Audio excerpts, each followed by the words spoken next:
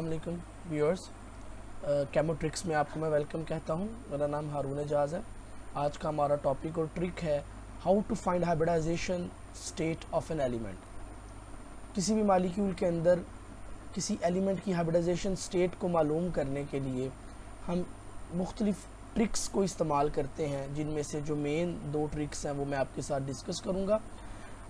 PPSC, FPSC और दूसरे PMS, CSS के केमिस्ट्री सब्जेक्ट के अंदर जो MCQs आते हैं या कोई भी एंट्रेंस टेस्ट है उसमें जो MCQs आते हैं केमिस्ट्री के, उसके अंदर हाइब्रिडाइजेशन स्टेट के बारे में एक आध MCQs जो है वो लाजमी पूछते हैं। और इसकी कुछ ट्रिक्स हैं जो हम अभी यहाँ डिस्कस करेंगे। उसमें से सबसे पहली जो ट्रिक है कि अगर कोई ऑर्गेनिक कंपाउंड हो और उसके अंदर कार्बन कार्बन बॉन्डिंग दी हो, तो सबसे पहला पॉइंट ये है कि इसके अंदर जो कार्बन कार्बन सिंगल बॉन्ड है वो हमेशा sp3 हाइब्रिडाइजेशन उसके अंदर होती है कार्बन की, और अगर कार्बन कार्बन डबल बॉन्ड हो तो उसके अंदर sp2, और अगर कार्बन कार्बन ट्रिपल बॉन्ड हो किसी मालिक्यूल के अंदर तो उसके अंदर जो हाइब्रिडाइजेशन स्टेट होती है वो sp होती है। अब ये तो हो गया सिंपल, जिनके अंदर कार्बन कार्बन सिंगल बॉन्ड है, कार्बन कार्बन डबल बॉन्ड है और कार्बन कार्बन ट्रिपल बॉन्ड है। अब कुछ एलिमेंट्स ऐसे हैं कि जिनके अंदर ये carbon carbon single bond, double bond या ट्रिपल बॉन्ड नहीं पाया जाता, तो उनके लिए फिर हम क्या ट्रिक यूज़ करें। उसके लिए जो हमारी ट्रिक है वो ये है कि हम उस एलिमेंट के जो नंबर ऑफ़ बॉन्ड पेयर्स हैं और नंबर ऑफ़ लोन पेयर्स हैं उनको काउंट करेंगे, और उनको काउंट करने के बाद हम डिसाइड करेंगे कि कौन सा जो कंपाउंड है वो sp3 है, कौन सा sp2 है और कौन सा sp है। तो आए चलते हैं कुछ एग्जांपल्स की तरफ। एग्जांपल्स के ज़रिए हम इसको क्लियर करेंगे। तो यहाँ आप देख सकते हैं कि हमारे पास मीथेन का मालिक्यूल है CH4। तो इसके अंदर आप देख सकते हैं कि कोई भी लोन पेयर नहीं है। कार्बन की वैलेंसी 4 है और उसके आउटर मोस्ट शेल में 4 इलेक्ट्रॉन्स होते हैं, और इसलिए जो कार्बन है उसके पास कोई लोन पेयर नहीं है, और उसके पास टोटल जो नंबर ऑफ़ बॉन्ड पेयर्स हैं वो देयर आर 4, वो 4 हैं। 4 बॉन्ड पेयर्स हैं और लोन पेयर कोई नहीं है। अब चलते हैं नेक्स्ट हमारी एग्जांपल पर। अभी जस्ट हम काउंट करेंगे। अब चलते हैं नेक्स्ट वाटर पे। वाटर के अंदर जो इस वक्त जो एटम है जो हम मालूम करना चाह रहे हैं वो ऑक्सीजन है। ऑक्सीजन के पास यहाँ पर 2 बॉन्ड पेयर हैं, जो उसने 2 बॉन्ड बनाया हाइड्रोजन के साथ, और 2 हमारे पास जो हैं वो यहाँ पर लोन पेयर हैं, आप देख सकते हैं। तो 2 बॉन्ड पेयर्स और 2 लोन पेयर्स, तो 2 + 2 = 4। ये हमारे पास इसके जो total number of bond pairs और लोन पेयर्स हैं वो 4 आ गए। नेक्स्ट चलते हैं मीथेन थायोल की तरफ। इसके अंदर अगर आप देखें तो यहाँ पर भी आपको नज़र आएगा कि 2 बॉन्ड पेयर हैं और 2 ही लोन पेयर हैं।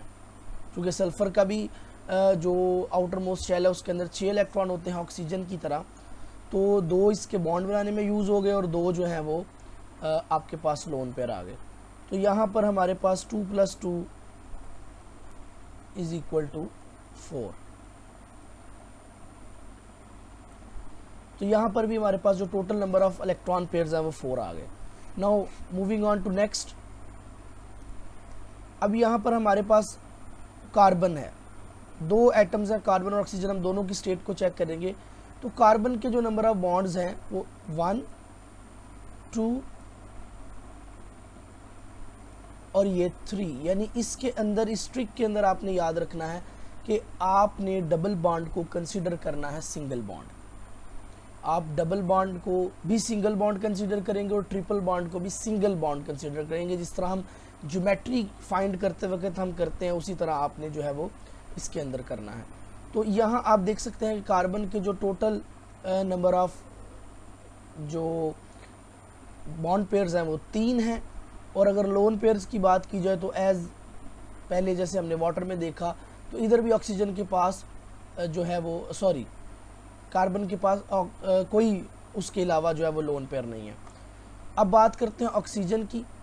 तो ऑक्सीजन का एक बॉन्ड है ये जो नीचे वो बना रहा है कार्बन के साथ और दो उसके पास लोन पेयर है। तो ऑक्सीजन के पास भी जो टोटल नंबर ऑफ पेयर्स आ गए वो 3 आ गए, कार्बन के पास भी टोटल नंबर ऑफ पेयर्स जो है वो 3 आ गए। नेक्स्ट मिसाल चलते हैं, प्रोपाइल अमीन है हमारे पास। यहाँ जो कार्बन है वो 4 के 4 जो है वो बॉन्ड पेयर बना रहा है, 3 एक हाइड्रोजन के साथ, एक इस हाइड्रोजन के साथ, और उसके बाद इस एक कार्बन के साथ। इसी तरह ये कार्बन भी 4 बॉन्ड पेयर बना रहा है। और अगर आप नाइट्रोजन को देखें तो एक लोन पेयर, 2 हाइड्रोजन और एक ये। तो यहाँ देखा जाए तो टोटल जो यहाँ पर भी है वो 4 है। इथाइन की बात करें तो इथाइन में कार्बन एक ये और 2, इसी तरह दूसरा कार्बन भी एक ये और दूसरा ये। तो इधर जो दोनों कार्बन है उनके टोटल जो नंबर ऑफ इलेक्ट्रॉन पेयर्स हैं वो 4 हैं।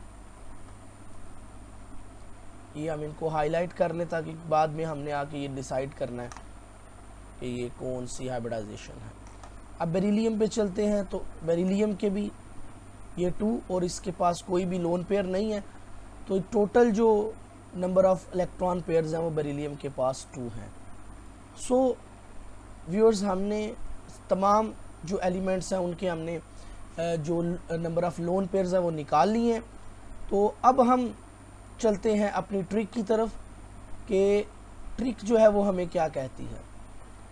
तो यहाँ जो ट्रिक है वो ये कहती है कि आपने नंबर ऑफ बॉन्ड पेयर्स और लोन पेयर्स प्लस कर लेने हैं।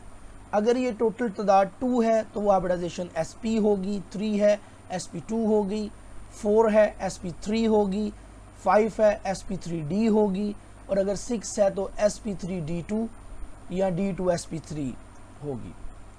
तो अभी हमने जो एग्जांपल्स किए हैं वो जस्ट sp, sp2, sp3 तक की है।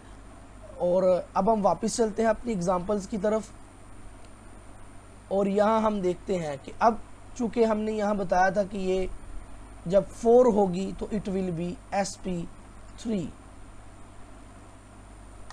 ये भी 4 है टोटल तादाद तो sp3, यहाँ भी 4 है तो sp3, यहाँ 3 है तो 3 जब होता है तो sp2, यहाँ 4 है sp3, यहाँ 2 है तो sp, यहाँ भी 2 है तो sp। तो इसका ये मतलब हुआ कि जब भी एग्ज़ाम के अंदर आपको कोई ऐसा MCQ आ जाए जिसके अंदर कोई एलिमेंट बना हो तो डेफिनेटली तो अब उस वक्त जो है वो आप प्रॉपर उसकी इलेक्ट्रॉनिक कन्फिग्रेशन और देन उसको फिर आप नहीं कर सकते। तो उसकी आसान सी ट्रिक है कि आप वो स्ट्रक्चर ड्रॉ करें और उसमें देखें कि जो सेंट्रल एटम है जिसकी हाइब्रिडाइजेशन स्टेट पूछी गई है उसके नंबर ऑफ बॉन्ड पेयर और नंबर ऑफ लोन पेयर्स निकाल लें। और अगर कार्बन कार्बन आ जाता तो सिंपल है कि अगर जो जिस कार्बन का पूछा गया है अगर वो सिंगल बॉन्ड है दूसरे कार्बन के साथ तो sp3 है, अगर डबल है तो sp2 है, और अगर ट्रिपल बॉन्ड है उसका तो sp है। तो अब मुझे इजाज़त दें, इंशाल्लाह नेक्स्ट वीडियो के साथ हम आपकी खिदमत में हाज़िर होंगे।